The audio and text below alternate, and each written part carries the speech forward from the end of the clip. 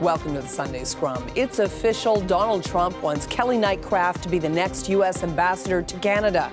Nightcraft is a major philanthropist in her home state of Kentucky. She's also a big-time fundraiser for the Republican Party.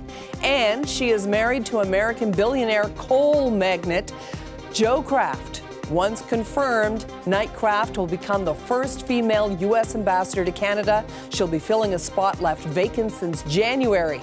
So, is this a good appointment from Canada's perspective? It's time for the Sunday Scrum to weigh in. Joining me today, freelance columnist Susan Riley. Good morning, Susan. John Ibbitson of the Globe and Mail. Hi, John. Morning. And Katie O'Malley of iPolitics. Good morning, Katie. Good morning. All right, first of all, John, let me start with you. What do you make of this choice for Canada? It's a good choice. It's a typical choice. Typical in that the last two ambassadors, at least, for Barack Obama, were men who had distinguished careers on their own, but also had the added virtue of being major fundraisers for the successful candidate. And the Crafts are important figures within the Republican Party, especially within the state of Kentucky. They are major fundraisers for Donald Trump. They were early supporters of Mr. Trump. And so it is a logical appointment when it arrives, because it's only been announced now, although the Globe reported this, I think, back in January or February. Congress is about to rise for the summer, so they won't get confirmation probably until the fall. They'll be lucky to get here in time for winter. Okay. What do you think of Susan, will coal connection be a problem given our climate commitment?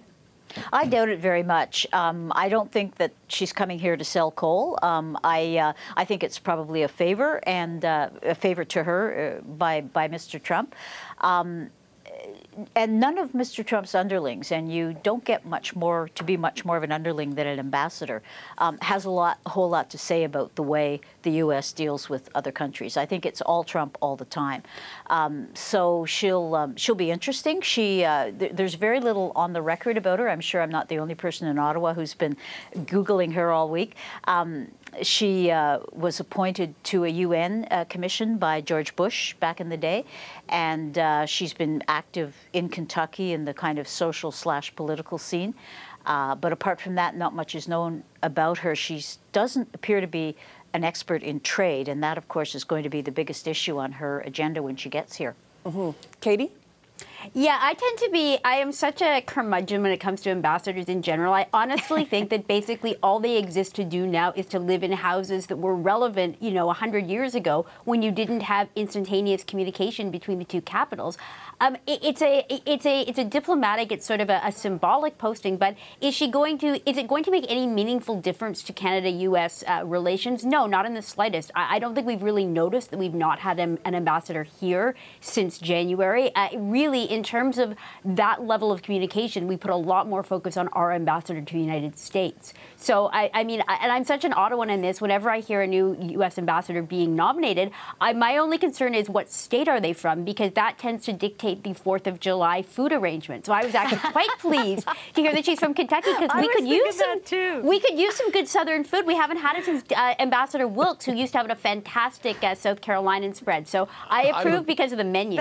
That is totally, that's exactly what I thought, Katie. I mean, the basic function of the American Embassy here is to throw a fabulous party on the 4th of July. No, this is just simply not true, although it is a fabulous party. But no, I mean, ambassadors are important. I disagree. Their biggest function, and especially the American ambassador to Canada, is to represent the country, the administration and the country, to the government and the people of Canada. And in fact, Ms. Nightcraft is going to have one of the most difficult ambassadorships of any U.S. ambassador to Canada I can imagine.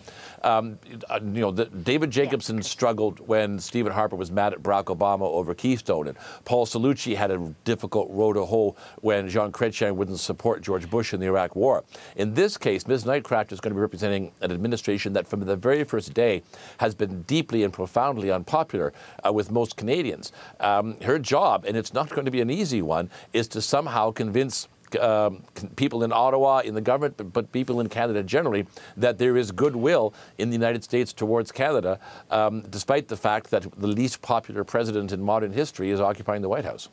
I have to say, I just think that when there are actual issues that come up between the White House and the Canadian government, the Prime Minister's office isn't going to pick up the phone and call the ambassador. They're going to call the White House. I mean, there's no particular need to go through this emissary. I think that it made sense, you know, years ago when there wasn't that sort of tight link. But now you can literally just pick up the phone and, as we learned earlier this month, call the president on his cell phone. That's a lot more efficient than having, you know, your underlings go through their ambassador through this. I mean, it's just not very efficient. But Katie, there's more than one channel of communication, and there's more than one issue at a time. And sometimes the channel doesn't have to be the president and the prime minister. Sometimes it can be the foreign minister and the secretary of state, and sometimes it can be the ambassador talking to the State Department. But is there, you know, John, do you think there's going to be an issue with the fact that she is married to a coal magnate, that there's fundamental differences between the way that we look at the environment in Canada, our government does, and the government of the United States? No, it's 2017, and the spouse of an ambassador shouldn't be relevant. It will be part of her job, though, to represent an administration that is hostile to climate change and hostile to the Paris Accord, to a government that is favorable towards both. It's just part of. I think she's got a very difficult job to do, frankly. Yeah. And notwithstanding Trump's rhetorical support for the coal industry in the U.S., it is not thriving. In fact, it's disappearing. It's disappearing everywhere. So I don't think it matters. Why did it take so long to fill this vacancy, do you think? Katie? I think possibly because it is actually seen as being, it isn't as strategically important, I would suggest, as, say, you know, London, for instance, which is seen as a really sort of a senior posting.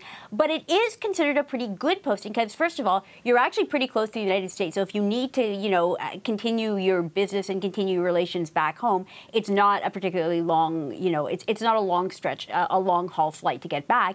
It's also, it's a country that's similar in a lot of ways culturally to the United States, so you can sort of fit right in. It's a great residence. I think it's a pretty good job. So you want to make sure you're giving it to someone who deserves it and not just the first name that you pull out of the hat.